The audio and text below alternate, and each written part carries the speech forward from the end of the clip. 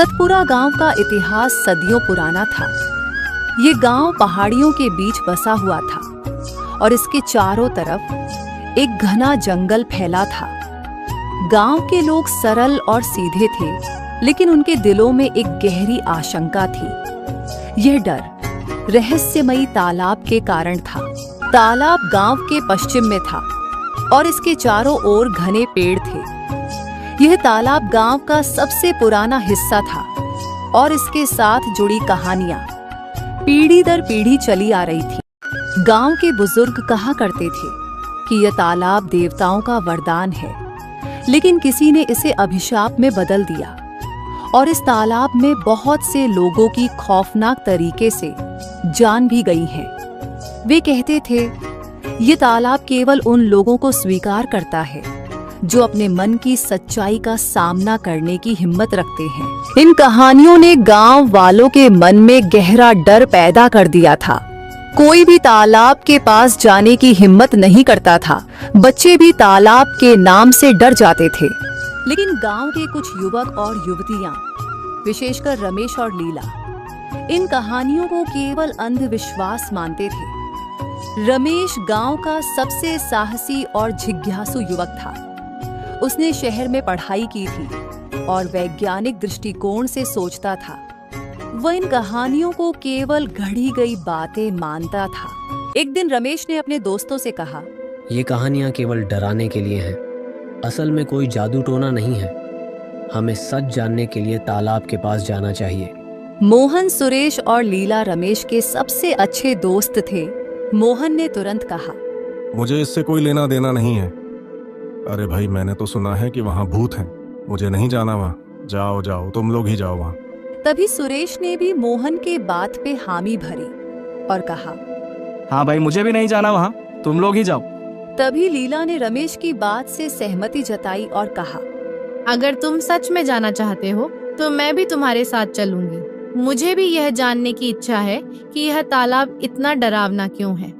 अमावस्या की रात को दोनों ने जंगल में जाने की योजना बनाई। उन्होंने मशालें, रस्सी, खाने पीने का सामान और एक चाकू अपने साथ लिया। लीला ने कहा, हमें किसी भी अप्रत्याशित स्थिति के लिए तैयार रहना होगा।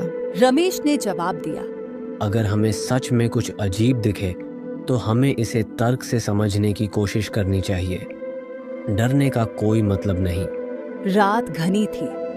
जंगल में हर कदम पर उन्हें ऐसा महसूस हो रहा था जैसे कोई उन्हें देख रहा हो। पेड़ों की शाखाएं झूल रही थी और हवा में अजीब सी सरसराहट थी। रास्ते में उन्हें एक पुराना मंदिर मिला। इस मंदिर के चारों ओर सूखे फूल और टूटे हुए दीपक पड़े थे। लीला ने कहा, क्या यह मंदिर भी तालाब की कहानियों से जुड़ा है? रमेश ने जवाब दिया, शायद, लेकिन हमें ध्यान रखना होगा। ये जगह अजीब लग रही है।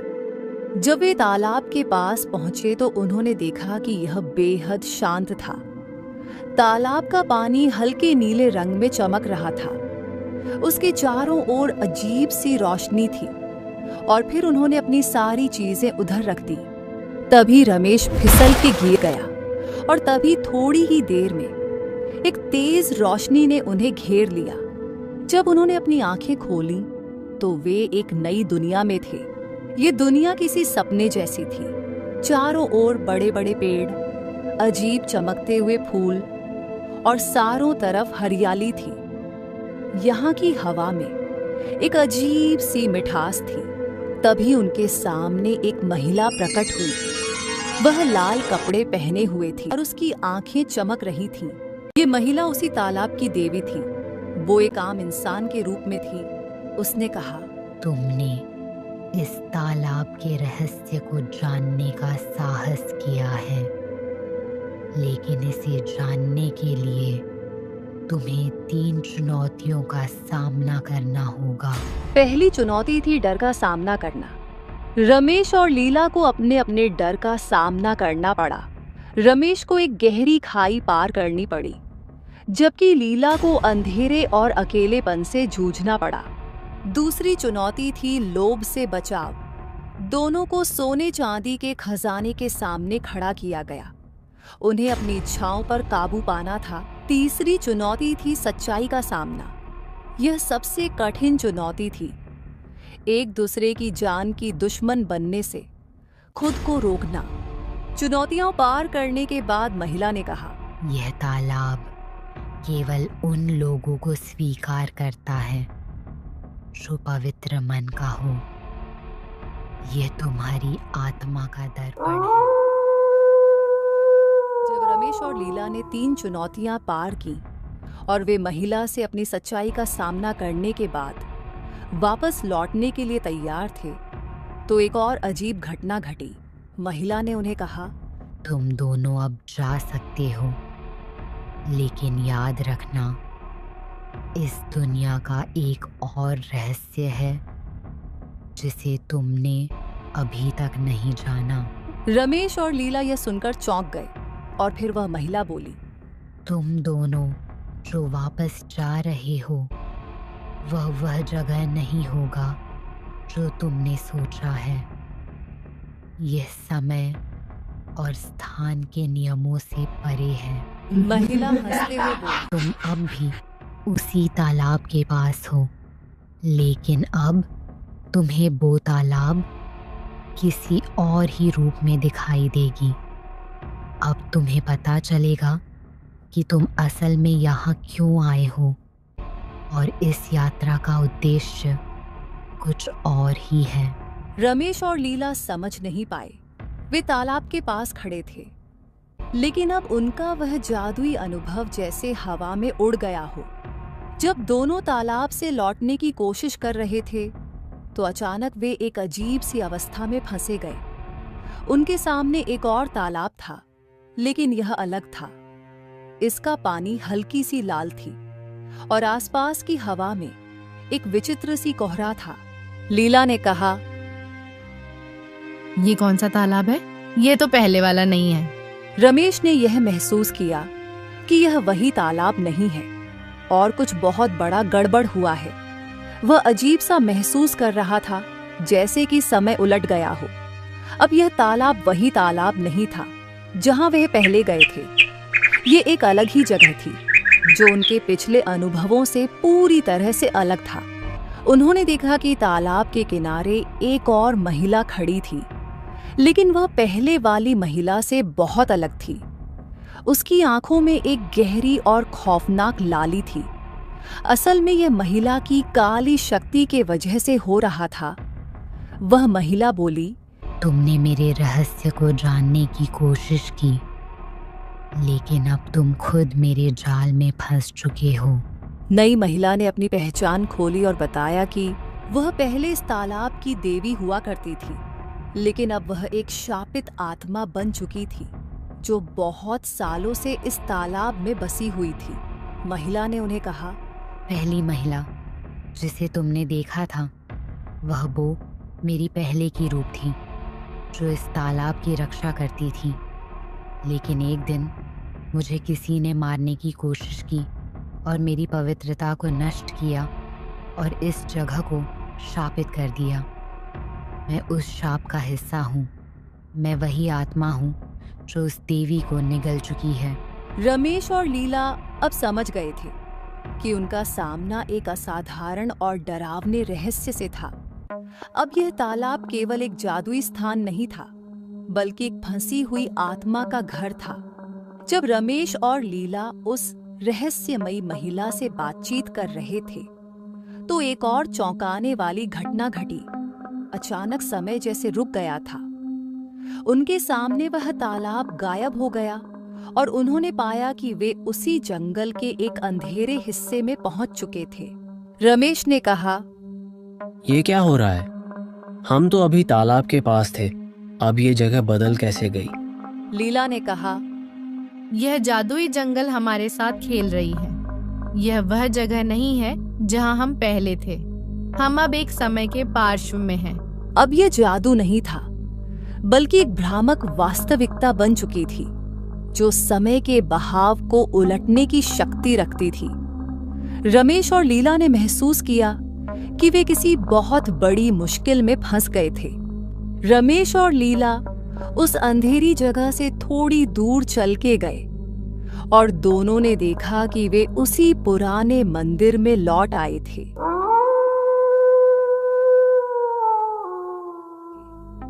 ये मंदिर अब पहले जैसा नहीं था। अब ये जगह एकदम डरावना लग रहा था। लीला ने रमेश से पूछा, ये क्या है? यह मंदिर इतना अलग कैसे दिख रहा है? रमेश ने कहा, यह वह मंदिर नहीं है जिसे हम जानते थे। ये शायद उसी मंदिर का एक शापित रूप है जो तालाब के वजह से हुआ है। तभी एक बुजुर्ग व्यक्ति ने उन्हें देखा और कहा, तुम लोग यहाँ खुद नहीं आए हो, बल्कि तुम लोगों को अपनी किस्मत यहाँ खींच लाई है। और यह जो जगह है, यह हमेशा से ऐसा नहीं था। यह जगह एक शाप के कारण ऐसा हुआ है। यह तालाब केवल एक स्थान नहीं है, बल्कि किसी आत्मा की बदले का प्रकोप बन गया है। ये वही पुराने मंदिर की पुजारी था। बुजुर्ग ने कहा, तुम्हें तालाब का असली रहस्य जानने के लिए अपने अतीत को समझना होगा। तुम लोग जिस गांव से आए हो, उसी गांव में तुम्हारी पहले भी जन्म हुआ था। यह अब तुम्हारी पुनर्जन्म है। और यह वही तालाब है जिसमें कोई आत्मा तुम दोनों को यहाँ पर खींच लाई है। रमेश और लीला ने उस बुजुर्ग व्यक्ति से और अधिक जानकारी प्राप्त करने की कोशिश की और उस बुजुर्ग व्यक्ति ने उन्हें बताया था कि इस गांव का और तालाब का गहरा संबंध है। बुजुर्ग ने धीमी आवाज में कहा, इस गांव में और तालाब में एक भूतिया संबंध है जो तुम्हारे अतीत से जुड़ा हुआ है। तुम दोनों की आत्माएं पहले भी इस जगह से जुड़ी थीं। रमेश और लीला के चेहरे पर एक चौंकाने वाली खामोशी छा गई। उन्होंने एक दूसरे को देखा और पूछा, हमसे क्या मतलब है आपका? बुजुर्ग ने धीमी आवाज में कहा, तुम दोनों पिछले जन्म में तालाब में कभी कभी जाया करते थे, लेकिन कुछ समय बाद तुम लोग अचानक बहुत बदल गए थे। तुम लोग हर समय उस तालाब के पास ही जाया करते थे। लीला ने उस बुजुर्ग व्यक्ति से सवाल किया, लेकिन हम कैसे इस समय के साथ जुड़ी हुई हैं? हमें तो इस बारे में कुछ भी याद नहीं है। बुजुर्ग ने सिर झुकाते हुए कहा, तुम दोनों ने धन और ताकत को खोजने के लिए इस तालाब का रुख किया था, लेकिन उस तालाब में तुम दोनों के साथ क्या हुआ मुझे नहीं पता। अब तुम्हें ही अपना अतीत का राज जानना होगा और तभी तुम इस शापित जगह से बाहर निकल पाओगे। रमेश और लीला के मन में सवालों की एक लहर दौड़ गई थी। वे अब यह जानने के लिए तैयार थे कि आखिर उनका अतीत क्या था और तालाब का उनसे क्या संबंध था। वे एक बार फिर तालाब के पास पहुंचे, लेकिन अब वह तालाब पूरी तरह बदल चुकी थी। उस तालाब का पानी उबल रहा था और फिर मानो अचानक तालाब का रंग ही बदल गया। इसकी सतह पर अजीब अजीब सी आवाजें आ रही थीं, जैसे यह तालाब जीवित हो।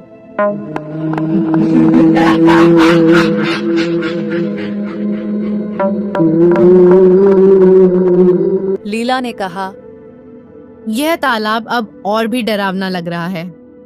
क्या रमेश, तुमने कभी सोचा था कि हमें यह सब जानने के लिए इस रास्ते पर आना पड़ेगा? रमेश ने कहा, मैंने कभी सोचा नहीं था कि हम खुद को इस जगह से जुड़ा हुआ पाएंगे। तभी अचानक तालाब के पानी में हलचल हुई। पानी की सतह पर कुछ अजीब सी आकृतियां उभरने लगी और उनका रूप उन दोनों से मेल खा रहा था। जैसे ही वे आकृतियों को देख रहे थे, तालाब की गहरी आवाज गूंजी, तुम लोगों को क्या लगा तुम लोग ऐसे ही चले जाओगे? तुम वापस नहीं लौट सकते जब तक तुम अपने अतीत की गलतियों को सबके सामने स्वीकार नहीं करते। तभी तालाब की सतह से एक धुंधली छवि उभरने लगी और रमेश और लीला को महसूस हुआ कि वह छवि उनके पूर्व जन्म की थी। वे खुद को पूर्व जन्म के रूप में देख रहे थे, जो कि गांव के एक जोड़ीदार पति पत्नी के रूप में थे, जब तालाब और यह जगह एक पवित्र स्थान हुआ करती थी और उस तालाब की देवी की लोग पूजा किया करते थे। वह छवि उन्हें दिखा रही थी कि वे दोनों इस गांव के ही लोग थे जो इस तालाब के अभिशाप के जिम्मेदार थे। और एक समय था जब वे इस गांव के लोग थे और तालाब को एक शक्ति के रूप में पूजा जाता था। लेकिन एक दिन ये दोनों ने धन और ताकत के लोभ में देवी के ऊपर आक्रमण कर दिया और पानी में धन के लालसा में चले गए और रहस्यमय तरीके से उनकी मृत्यु हो गई। और उन दोनों की उसी कुकर्म के कारण तालाब की देवी शापित बन गई और यह तालाब भी शापित बन गई। उन्होंने इस स्थान को नष्ट किया और तालाब पर एक शाप थोप दिया। परिणाम स्वरूप उनका रहस्यमय तरीके से मृत्यु हो गई। लेकिन उन दोनों की इस अपराध के बारे में किसी को पता नहीं चल पाया और इसलिए उनकी आत्माओं ने इस अपराध का सजा पाने के लिए पुनर्जन्म लिया। तभी तालाब की आवाज गूंजी, तुम्हें अपने पूर्व जीवन के किए गए पापों का प्रायश्चित करना होगा। अब रमेश और लीला ने महसूस किया कि उनके पास एक कठिन परिस्थिति थी। उन्हें केवल अपने अतीत का सामना ही नहीं करना था, बल्कि उन्हें अपने किए गए पापों का प्रायश्चित भी करना था। यह शाप इतना शक्तिशाली था कि केवल अपनी आत्मा को शुद्ध करने से ही वे उस आत्मा के इस जाल से बाहर निकल सकते थे। लीला ने कहा, अगर हमें अपने अतीत में किए गए पाप की माफी चाहिए तो क्या हम इस समय कुछ सही काम कर सकते हैं? रमेश ने कहा, हमें यह समझना होगा कि हम सिर्फ इस समय के नहीं हैं, बल्कि हमारे पूर्व जन्म की भी जिम्मेदारी है।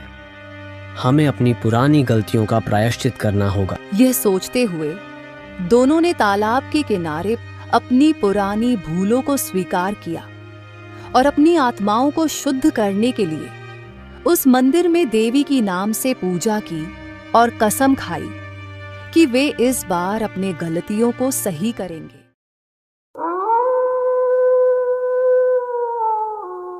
रमेश और लीला ने अपने अतीत की सच्चाई को पूरी तरह से स्वीकार किया और उस देवी से कहा कि यह सच्चाई गांव के लोगों को भी बताएंगे। और ये कहते ही उनके भीतर एक गहरी शांति की अनुभूति हुई। तालाब की सतह पर एक अजीब सी चमक दिखाई दी और धीरे धीरे ये पहले जैसा हो गया और तालाब के देवी का भी शाप मिट गया। साथ ही गांव के लोग जो पहले खाली और डर से भरे हुए थे, अब एक नई ऊर्जा से भर गए। उनके चेहरों पर एक खुशी की लहर थी। रमेश और लीला ने महसूस किया कि उन्होंने न केवल अपनी आत्माओं को मुक्त किया था, बल्कि गांव और तालाब के शाप को भी समाप्त कर दिया था।